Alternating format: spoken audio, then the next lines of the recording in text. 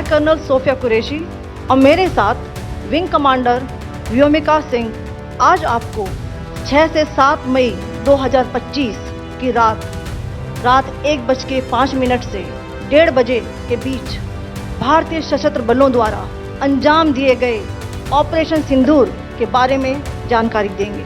नमस्कार, आपण पाहत आहात वॉइस ऑफ इंडिया। भारताची शान आणि बेळगावची सोन।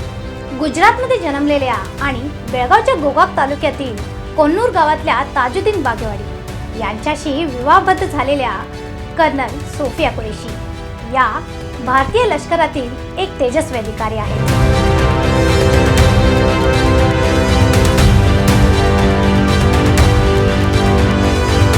बुधवारी पहलगाममधील दहशतवादी हल्ल्याच्या प्रत्युत्तरात भारताने ऑपरेशन सिंधूची माहिती जाहीर केली। या माहिती सादरीकरणात 2 महिला अधिकाऱ्यांपैकी एक होत्या त्या कर्नल सोफिया कुरैशी। भारताचा निर्धार, समावेश आणि शौर्याचा जिवंत प्रतीक आहे। कर्नल सोफिया यांनी या कारवाईतील महत्त्वाच्या घडामोडींचा तपशील दिला, ज्यात पाकिस्तानातील दहशतवाद्यांचा खात्मा करण्यात आला होता। ऑपरेशन सिंदूर 22 अप्रैल को पहलगाम में हुए विभत्स आतंकवादी हमले के शिकार मासूम नागरिकों व उनके परिवारों को न्याय देने के लिए लॉन्च किया गया था। इस कार्रवाई में 9 टेररिस्ट कैंप्स को टारगेट किया गया और पूरी तरह से इसे बर्बाद किया गया। पाकिस्तान में पिछले 3 दशकों से टेरर इंफ्रास्ट्रक्चर का निर्माण हो रहा है।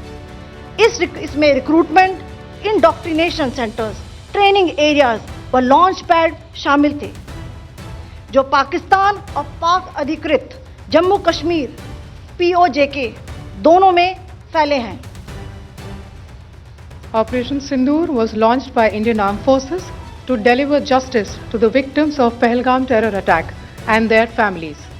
9 terrorist camps were targeted and successfully destroyed. Over the last 3 decades, Pakistan has systematically built terror infrastructure. It is a complex web of recruitment and indoctrination centers, training areas for initial and refresher courses, and launch pads for handlers. These camps are located both in Pakistan as well as Pakistan occupied Jammu and Kashmir areas. Some of the well-known training camps are located, as you can see on the screen. They are distributed from Savai Nala in the north, counting to approximately 21, ending at Bhagalpur to the south.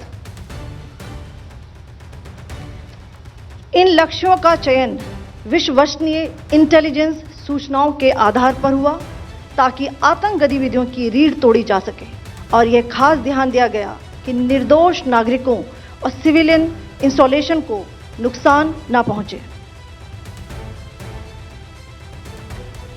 The selection of these targets for Operation Sindoor was based on credible intelligence inputs and role of these facilities in perpetrating the terror activities.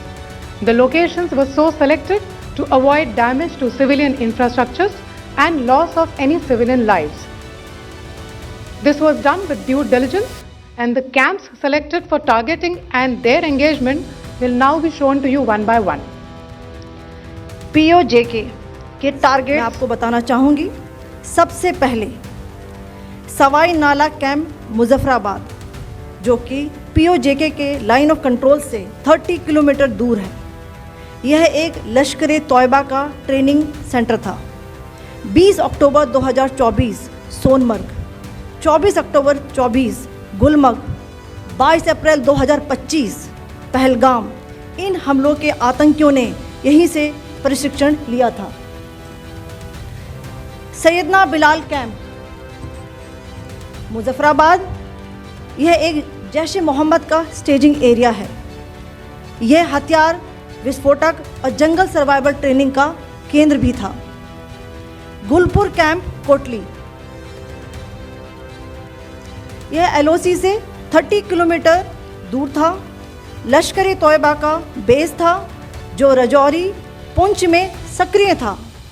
20 अप्रैल 2023 को पुंछ में और 9 जून 2024 को तीर्थ यात्रियों के बस हमले में यहीं से आतंकी को ट्रेन किया गया था।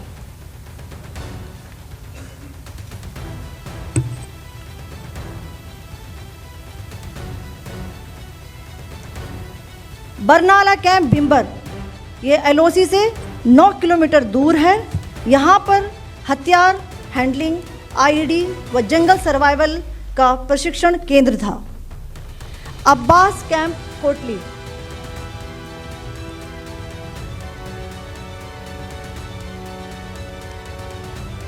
यह एलओसी से 13 किलोमीटर दूर है। लश्कर तोयबा का फिदाइन यहाँ तैयार होता था। इसकी कैपेसिटी 15 टेररिस्ट को ट्रेन करने की थी।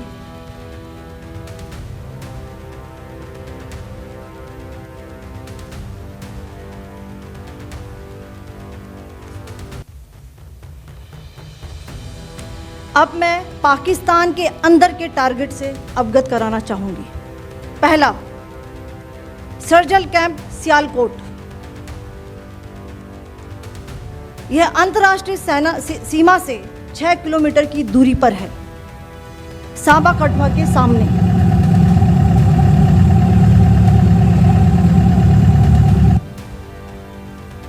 मार्च 2025 में जम्मू एंड कश्मीर पुलिस के 4 जवानों की जो हत्या की गई थी, उन आतंकवादियों को इसी जगह पर ट्रेन किया गया था।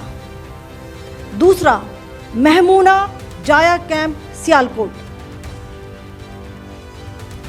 यह 18 से 12 किलोमीटर आईबी से दूर था। हिजबुल मुजाहिदीन का बहुत बड़ा कैंप था। ये कठुआ जम्मू क्षेत्र में आतंक फैलाने का नियंत्रण केंद्र था। पठानकोट एयरफोर्स बेस पर किया गया हमला भी इसी कैंप से प्लान और डायरेक्ट किया गया था। यांच्या धैर्यशाली नेतृत्वामुळे केवळ यांच्या कुटुंबालाच नाही तर संपूर्ण देशाला अभिमान वाटतोय। कोर्स ऑफ सिग्नलमध्ये अधिकारी असलेल्या कर्नल सोफिया सध्या एक एलिट युनिटचे नेतृत्व करत आहेत आणि त्यांनी इतिहास रचला आहे। त्यांच्या युनिटमध्ये प्रथमच प्रोवोस्ट मार्शल सायटेशन मिळवणाऱ्या त्या पहिल्या महिला अधिकारी आहेत। 2025 मध्ये त्यांचा कर्नल ताजुद्दीन बागवेडी यांच्याशी प्रेमविवाह झाला। दोघेही भारतीय लष्करात सेवा बजावत असून ही जोडी आज राष्ट्रसेवेचा प्रतीक बनली आहे। प्रेम, समर्पण आणि देशभक्तीचा जिवंत उदाहरण आहे। Bureau report, voice of Venugram, Belgaum. Colonel Sofiya Qureshi लढणारी, जिंकणारी आणि लाखोंना प्रेरणा देणारी एक रणरागिणी आहे।